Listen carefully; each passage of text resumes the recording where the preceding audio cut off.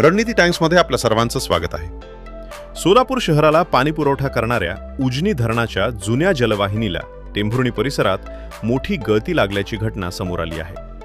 Pipeline फुटल्याने हजारो litre पाणी वाया गेले असून घटनास्थळी पाण्याचे मोठमोठे फवारे उडताना दिसून आले. सोलापूर शहराला उजनी धरणातून या जुन्या पाईपलाईनद्वारे पाणी पुरवठा केला जातो.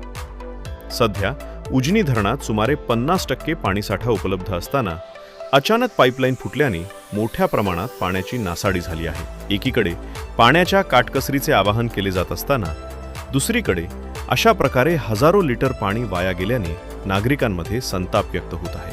ही घटना टेंभुर्णी परिसरात घडल्यामुळे संबंधित जलवाहिनीच्या नियमित तपासणी, देखभाल आणि दुरुस्तीबाबत प्रश्न उपस्थित होत आहेत.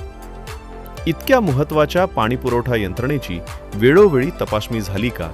तसेच जुनी झालेली जलवाहिनी बदलण्यासाठी आवश्यक उपाययोजना करण्यात आल्या होत्या का, याबाबतही चर्चा सुरू झाली आहे. दरम्यान गळतीची माहिती मिळाल्यानंतर संबंधित यंत्रणेकडून दुरुस्तीची कामे हाती घेण्यात आल्याचे समजते. मात्र भविष्यात अशा घटना टाळण्यासाठी जलवाहिनीची नियमित देखभाल, तांत्रिक तपासणी आणि आवश्यक त्या ठिकाणी नवीन पाईपलाईन टाकण्याची मागणी नागरिकांकडून केली जात आहे. आपल्या शहरातील ताज्या घडामोडी पाहण्यासाठी रणनीती टाइम्सला सबस्क्राईब करा आणि बेल बटन प्रेस करा. लाईक आणि शेअर करा.